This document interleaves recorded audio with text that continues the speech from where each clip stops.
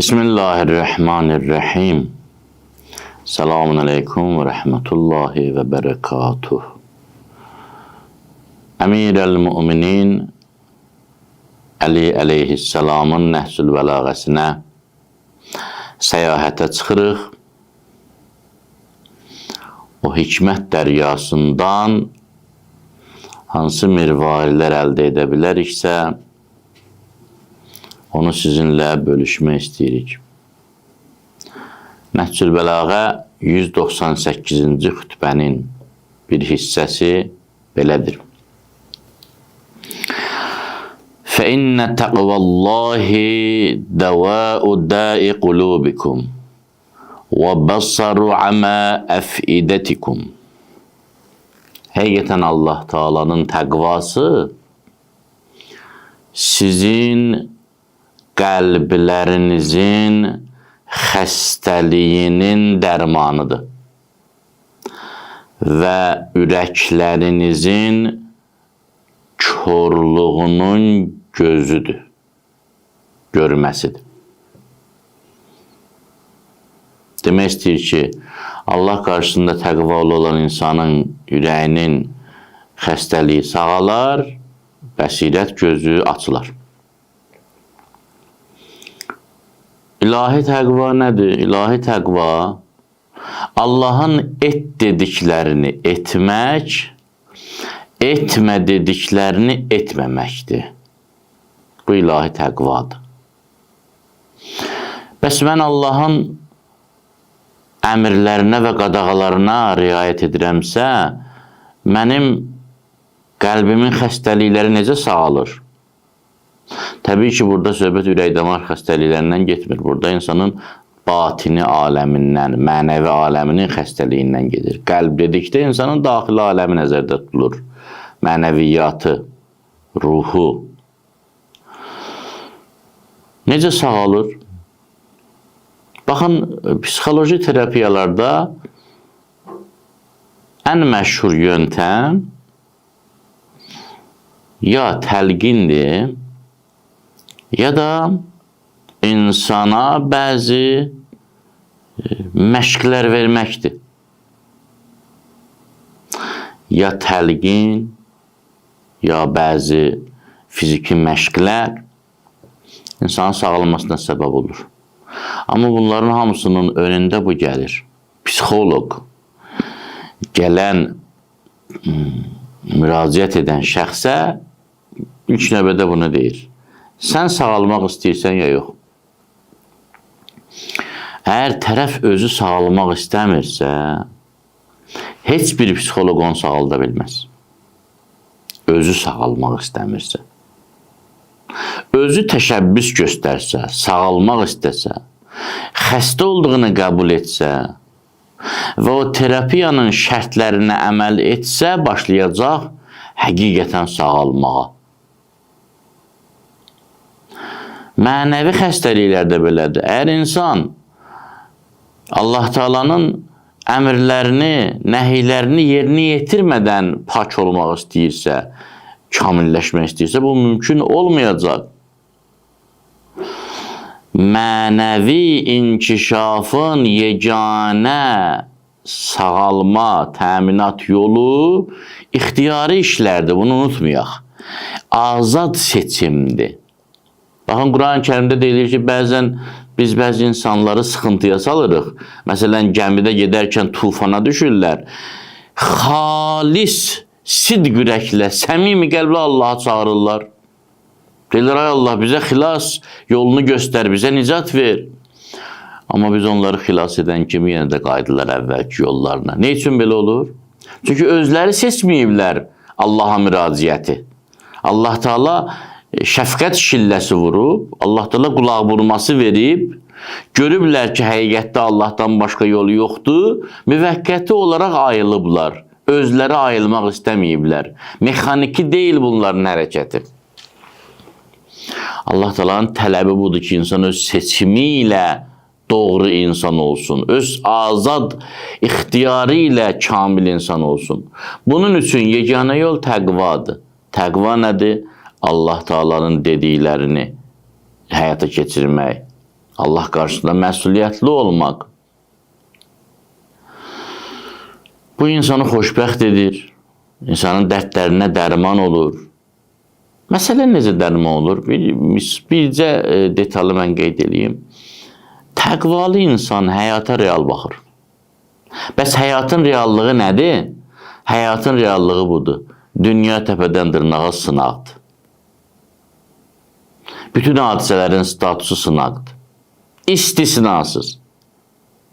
Bu həyatda elə bir hadisə, olay, sevinç, kədər, müsibət, uğursuzluq istisnasız yoxdur ki, sınaq statusuna malik olmasın.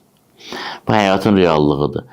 Belə şəkildə həyata baxan adam daim həyatın hər bir sahəsinin sınaq olduğuna fokuslanan adam, diqqəti sınaqlarda olan insan ya dərd çəkmir, ya da yüngülvari dərd çəkir, onda Allahın köməyi ilə aradan qaldırır. Ne üçün? Çünki bilir ki, bu sınaqdır. Biri mənə çəmkirdi, qışqırdı, sınaqdır. Biri haqqıma girdi, sınaqdır. Bir qəzaya yol verdim, sınaqdır. Həyat təpədən dırnağa sınaqdır. Təqvalı insan bilir ki, həyat sınaqdan ibarətdir. Hər nə qədər ətrafdan təbliğat olsa da bu reallıq dəyişmir. Həyat sınaqdan ibarətdir. Həyatın bütün irili xırdalı hadisələri sınaqdır. Belə olanda artıq insan reallığı qəbul etdiyi üçün arxain olur, rahat olur, huzurlu olur, sakitləşir. Nigarançılıq, həyəcan həyatından uzaqlaşır, hədəfə fokuslanır, məqsədə doğru irəliləyir. Sınaqlardan uzaq çıxmaq bu həyatın məqsədidir. İndi sınaq neçədən olacaq, onu bəşəriyyətin müəllimi olan Allah Cəllə Cəlaluhu özü təyin edir. Təqvalı olmaq bütün dərdlərin dərmanıdır. Amma təqvalı olmağın yol xəritəsi nədir? Əli əleyhissalam xütbənin sonraki sətirlərində bir neçə sətir sonra buna toxunur. Buyurur, siz bir şərtlə təqvalı ola biləcəksiniz ki, bu şərtlərə əməl edəsiniz. 1. Fəc'alu ta'atallah şi'arən dunə ditarikum və dəxilən dunə şi'arikum və latifən beynə adla'ikum və əmirən fəvqə umurikum. Buyurur, siz o zaman təqvalı ola biləcəksiniz ki, təqvanı doğmalaşdırasınız. Təqvaya ögey münasibət bəsləməyəsiniz. Təqvanı dışlamayasınız, uzaqlaşdırmayasınız. Təqva sizin üst geyiminiz olmasın. Bədəninizə, söhbət burada vücuddan gedir də, fiziki bədəndən yox. Misal çəkir, təşbih eləyir. Ruhunuza, vücudunuza yapışan köynəyiniz olsun. Yəni sizə yaxın olsun.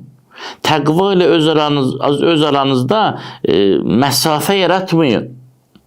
Buyurur, nəinki vücudunuza yaxın geyiminiz olsun, hətta daxil olsun təqva vücudunuza.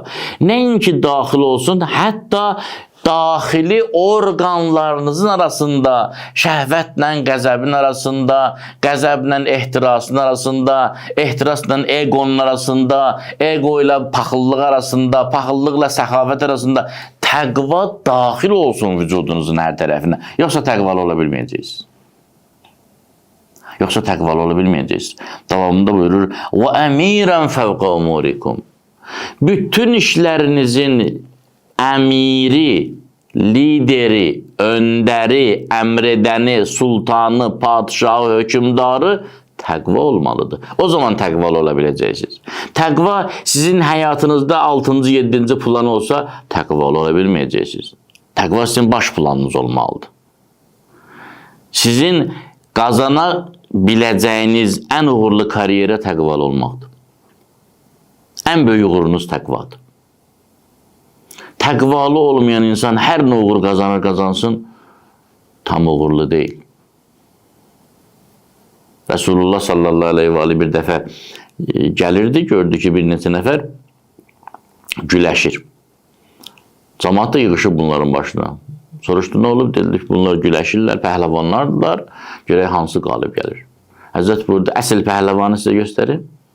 Deyim sizə əsl pəhləvan kimdir? Buyur ya Resulallah. Burada əsl pəhləvan özünə qalib gəlməyi bacarandır. Nəfsinə qalib gəlməyi bacarandır.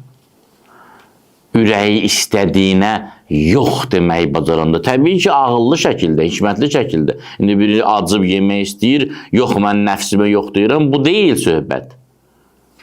Nəfsin aşırı istəkləri, nəfsin əsassız istəklərinə, nəfsin insanı uçurumdan atan istəklərinə yox demək pəhləvanlıq tələb edir. Bunu mərhum Füzuli götürüb nəzmə çəkib. Pəhləvan ol deyil ki, hər saat yıxa bir pəhləvanı qüvvət ilə. Pəhləvan oldurur ki, vəqti qəzəb nəfsinə hökm edə ihanət ilə. Pəhləvan o deyil ki, hər saniyə birini yıxa. Bu fiziki pəhləvandır, düzdür. Amma ən o həyati pəhləvanlıq o deyil. Həyati pəhləvanlıq, insanın tale yüklü pəhləvanlıq odur ki, ürəyi bir şey istəyəndə ürəyinə hökm edə bilər ki, burada bu istək doğru deyil, rədd ol. Qəbul deyil sən istəyin. Bu pəhləvandır. Öz-özü ilə bacara bilən pəhləvandır. Əleyhisselam buyurur, siz o zaman təqvalı ola biləcəksiniz ki, təqva sizin baş planınız olsun. Həyatınızın ön planı olsun.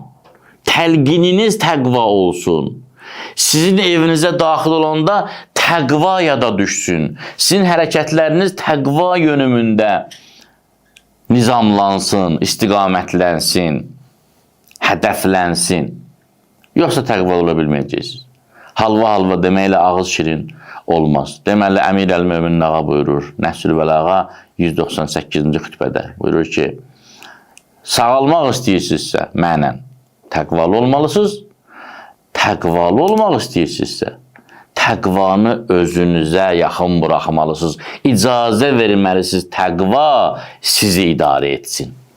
Allah bizə də bu gözəl, bu ən uğurlu müvəffəqiyyəti nəsib eləsin. Əssalamu aleykum və rəhmətullahi və bərəkatuhu.